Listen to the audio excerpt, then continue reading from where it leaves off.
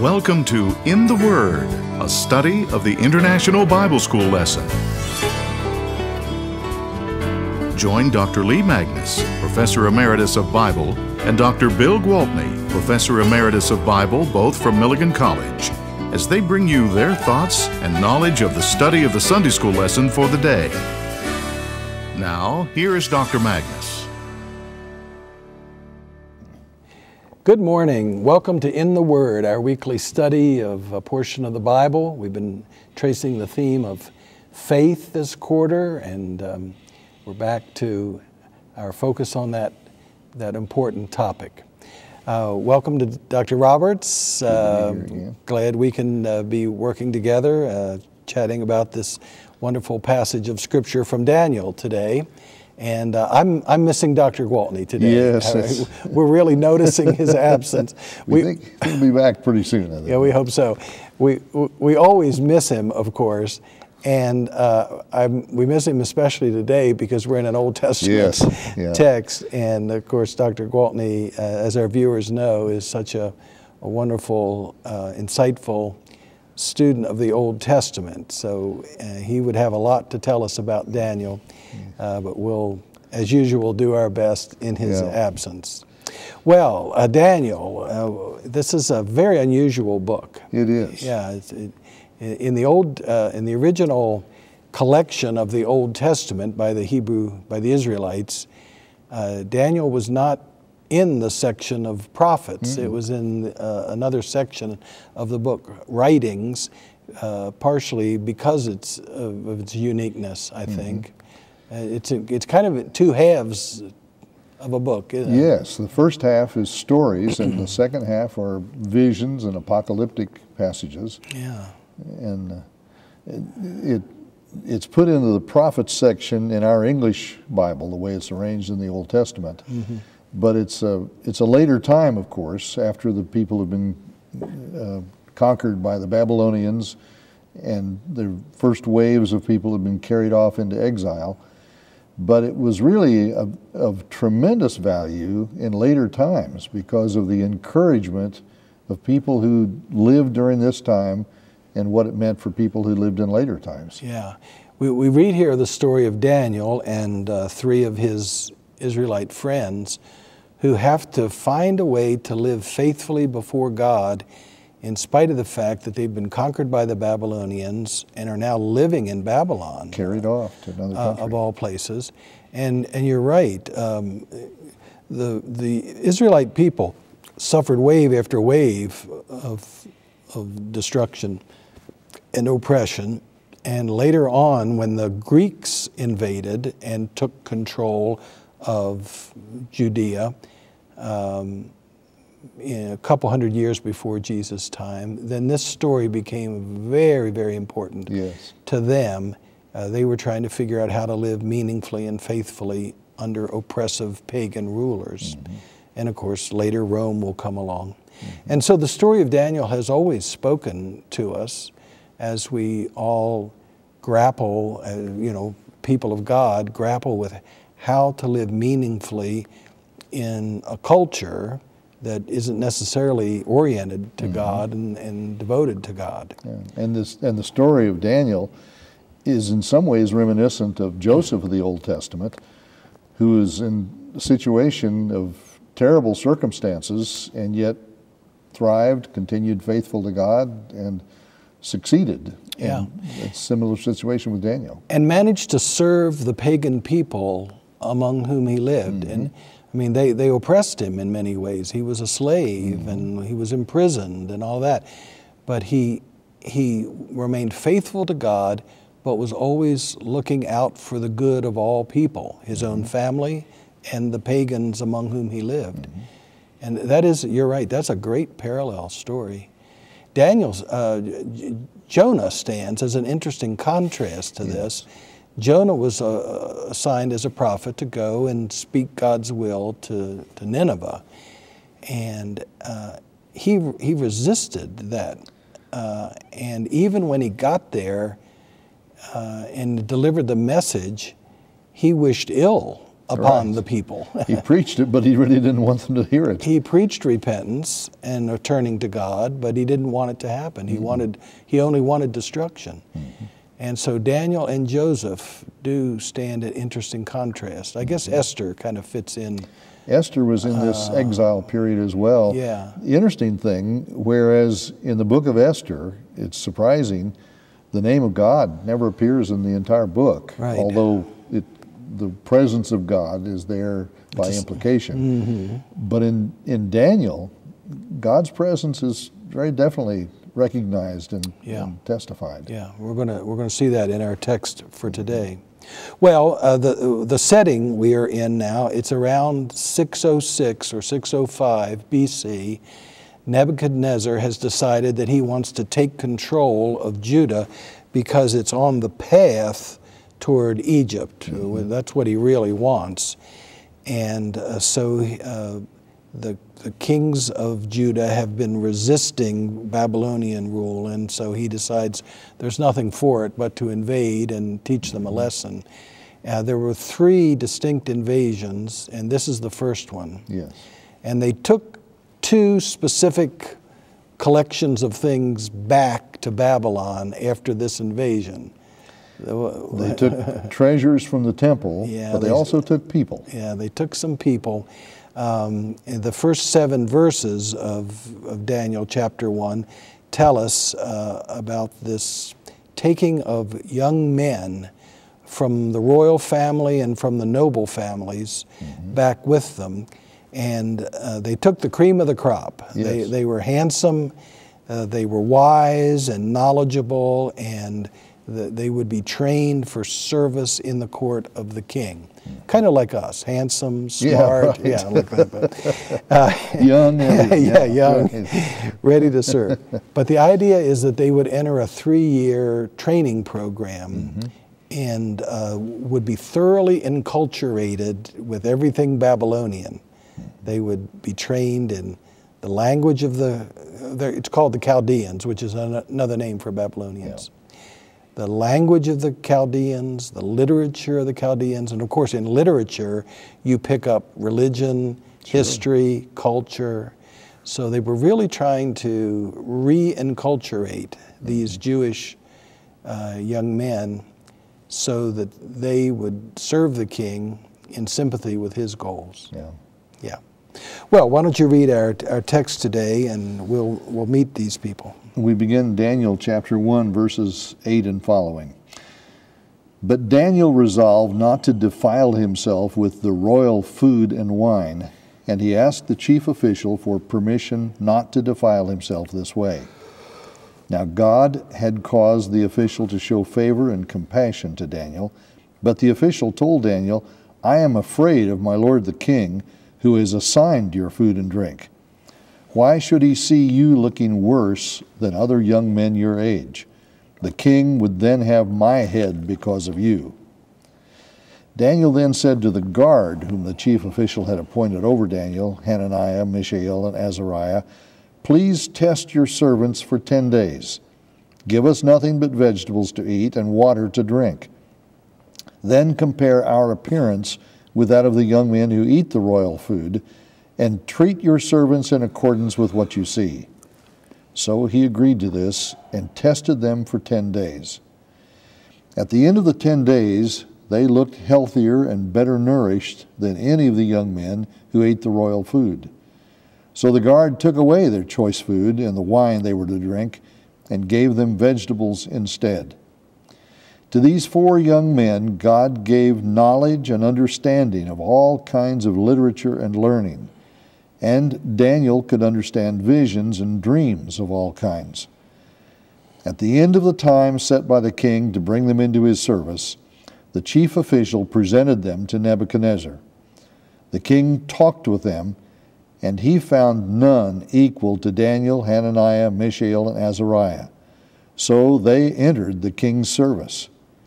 In every matter of wisdom and understanding about which the king questioned them, he found them 10 times better than all the magicians and enchanters in his whole kingdom. And Daniel remained there until the first year of King Cyrus.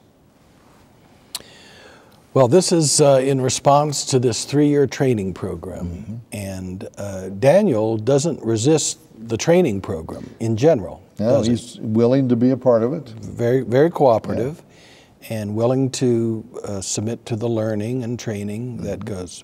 But he does draw the line. There are limits. Doesn't he? There are limits, and that's interesting. And the place where he drew the line was in food. He felt like the food that they were being served in this training program would actually defile him. That's a pretty strong word, isn't it? It's not just that he didn't like it. It's not that it wasn't his favorite food, but he thought it would defile him, and so he refuses. Now, where does this sense of defilement come from, do you think? You know, the people would question, and you would think it sounds almost like he's saying that it's not as healthful as other food, that it's too fatty or too rich or too much wine or whatever, or possibly that it had been sacrificed to idols, and it was a part of the worship of the idols that they were eating this food. Or it may have just been it was non-kosher. It was pork and the things that by law Jews were forbidden to eat. Yeah. But at any rate, he saw it as a matter of a damage to his faith, his relationship with God. Yeah. In the law, especially in Leviticus chapter 11, there are very clear regulations involving food preparation, what foods Israelites could eat, could not eat, and it's all there in that lengthy chapter of rules. And a lot of the rules had to do with the preparation of the meat, especially. The blood had to be drained out of it before it was then butchered and used as food. And so it could very well be that he knew that the food, maybe otherwise healthy meat, wasn't being properly prepared according to the Leviticus 11 food regulations. It includes wine, which was not forbidden to Hebrews, to Jews, but substitutes water. And we don't know why exactly that. Yeah, that's a little surprising because wine was the common drink of the ancient world because water sources were not reliable, were not healthy. I mean, they frequently would make you sick. And with the fermenting process of making wine, that was actually the safer drink, the healthier drink. So I think the fact that he won't drink the wine makes it likely that this food and drink had in fact been offered to their gods. I mean, when Christians eat a meal, we say a prayer, you know, asking God to bless the food. And ancient people would have done the same thing with their gods and goddesses. It's interesting that this, in a sense, comes up for Christians in the New Testament. Food sacrificed to idols would have been in the marketplace some of the best meat. Yeah. Because it was choice, it had been selected in order to be sacrificed. Right. But there were many Christians who saw that as a compromising situation, and it became a question almost of division in the church. It did. Whether you could or couldn't. Yeah. But we're not sure exactly what the situation, but it sounds like something like that for Daniel. So we don't know if his motives are hygienic, that he thinks that their diet was not a healthy one and he wants a healthy one, or whether it's related to Jewish food laws, or if it has to do with the religion. But at any rate, he realizes that he's got to draw the line right here. Verse 9 is interesting because it suggests that God is actually influencing the thinking of a pagan. It says that God calls the official to show favor and compassion to Daniel in this area. And this official had been appointed by the king to oversee the training program of these young men. And we know his name from elsewhere in Daniel. Ashpenaz is his name. So he's the official. But as with Joseph, I'm so glad you brought up that example, people were just attracted to Daniel. They seemed to be motivated to favor him. And so we learn that. So he's disposed to going along with Daniel's plan to eat differently, a different menu, but he is afraid of the king. He's afraid of the king. Yeah. Right. And I think that serves as a reminder that Daniel and his friends could have gotten in trouble with the king too, if they were discovered to have resisted his arrangements. And of course, Daniel and his friends do get in trouble with Nebuchadnezzar later on in the story, right? Well, at any rate, the official is trying to decide whether to go along with David's resistance or not. But Daniel is able to appeal to a guard who has been a middleman. Yeah, a middleman. Yes, we don't know. And so, what's the deal that Daniel works out with this guy? Give us a 10-day test. Yeah, let's just see. This is a 3-year program of training, and Daniel says, "Okay, well, we got a 3-year thing going on here. Just give us 10 days." Yeah. So it's a relatively short period of time. Yeah. Now it's in verse 10 where this guard is mentioned, that we see the Hebrew names of these 4 young men who've been brought back to Babylon.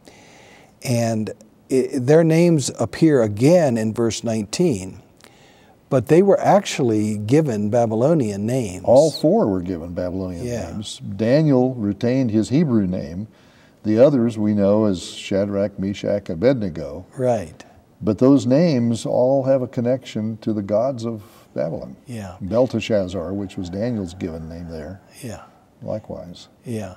The Babylonians were smart. They are trying to totally change the cultural understanding of these young men so that they are in total sympathy with Babylonian matters.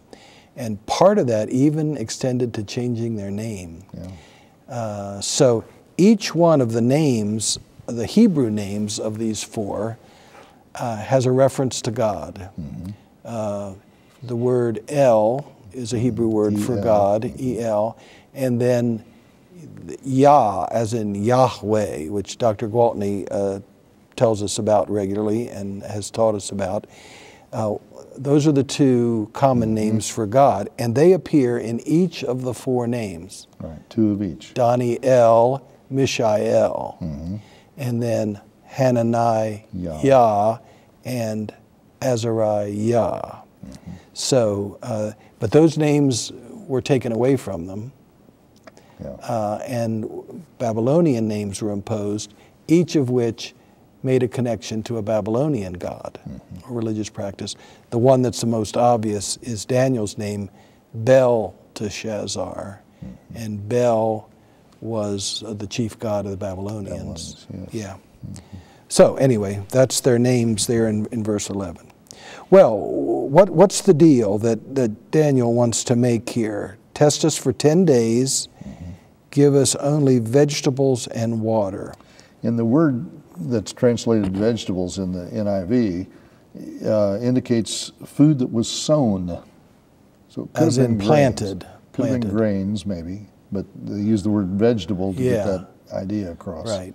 So it's anything that's planted, a vegetable product, so and non-meat. It's interesting that dietitians nowadays are telling us for good health, you're wiser to go toward vegetables or planted foods. Yeah, instead of exactly. as many meats. Yeah, of course, there are all kinds of diets. Oh, yes. You know, one's you get a meat diet, and one's a no-carb diet, and one's a heavy carb diet. But at any rate, Daniel's diet of preference was sown food, that is, grains and vegetables, and water. And that's very surprising that he's going to go just to water, because that was a risky thing. And then he says, you know, if we look unhealthy, well, fine, we'll do it your way. Yeah. But if we look healthy, then we want you to do it our way. And so the guard agrees. And verse 15 tells us that the test worked out in Daniel's favor. They were better. Yeah. Healthier, better nourished, they looked fine. Now, God is not only working in the life of this official to show compassion and favor to Daniel, he's also working in the lives of the 4 young men themselves, according to verse 17. And what God gave them is very interesting, isn't it? Knowledge and understanding of all kinds of literature and learning. Yeah. Broad education. Yeah, that's fascinating.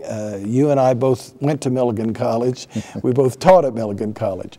So we have heard this liberal arts much emphasis. much of our lives how important it is for Christians, especially Christians, to be broadly educated. Yes. And when you and I went to college many decades ago, we heard people saying that if you want to enter ministry, you need to go to a college that teaches the Bible and ministry. My home church stressed Bible college as if that's the only place to go for a minister. Yeah. And I had teachers at school who were saying, oh, you need to go to university, you're a good student. And I felt the liberal arts college with a Christian emphasis was the best way to go, and I'm still convinced of that. Yeah. The theory is that all Christians need to be as broadly educated as possible, with an understanding of history and science and all the realms of study. And it's been interesting to note that you mentioned Bible colleges, and I've taught in 2 Bible colleges, so I have respect for them as well. That Bible colleges themselves have also steadily broadened their curriculum over the years, since our day, yes, our college age, to include a much broader curriculum. There's more recognition of the need for an understanding of the world in which we live. Yeah. And we both benefited from the heritage of Dean Walker as president of Milligan, and his strong emphasis that God is the creator of all the world. Right. And all of truth comes from God. Right. And so learning the things of the world from that Christian perspective is beneficial for us. Yeah. Well, the other thing that God provided for them was the understanding of visions and dreams. And this is going to serve Daniel well throughout his service to Nebuchadnezzar. Right. And again, a connection to Joseph, the idea of the dream. Another interpreter of dreams. Yeah. You're absolutely right. Yeah. Well, this 3-year training program led to a final exam, didn't it? Yeah. With the king. With the king himself. It's an oral exam, and the king is the moderator of it. So in verse 18 we learn that the official who had guided their training presented each of these young men to Nebuchadnezzar himself, and he personally interviewed them. It says in verse 19 he talked with them.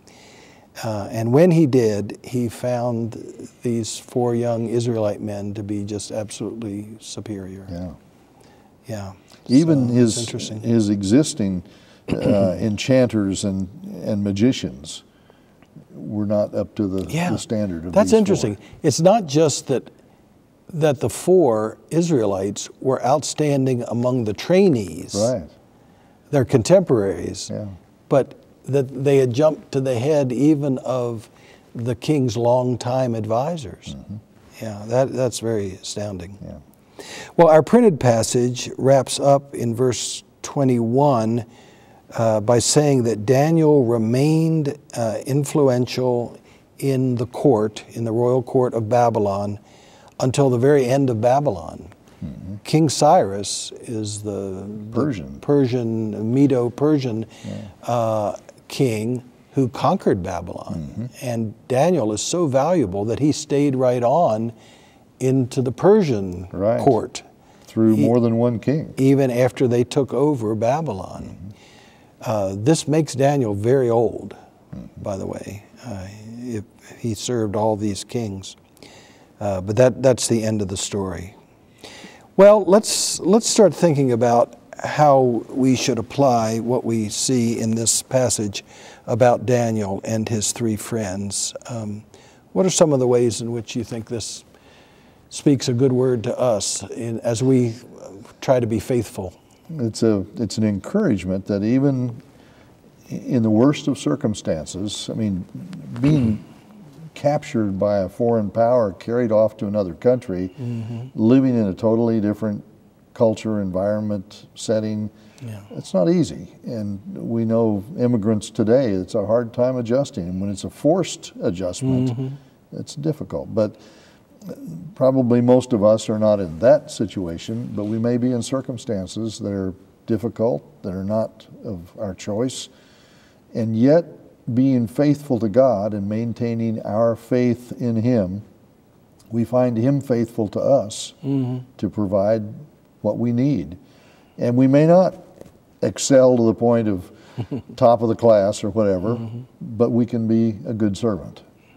That's a great insight. We sometimes blame our environment, I think, for our failure to maintain devotion and faithfulness to God. We say, well, God, why did you put me in these awful circumstances? Right.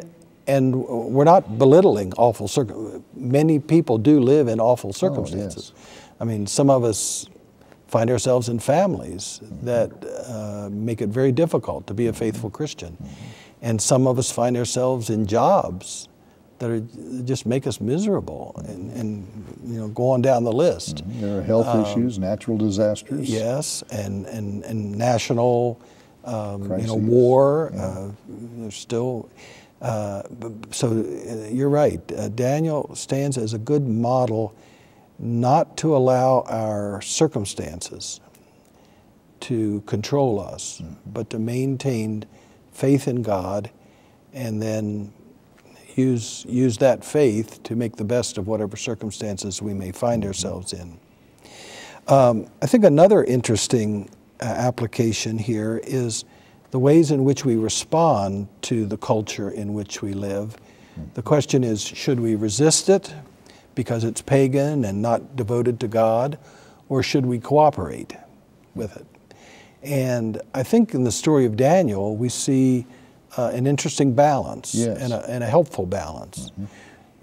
We don't just act hateful toward the government in which we find ourselves, even though that government may not be encouraging godly approach to life.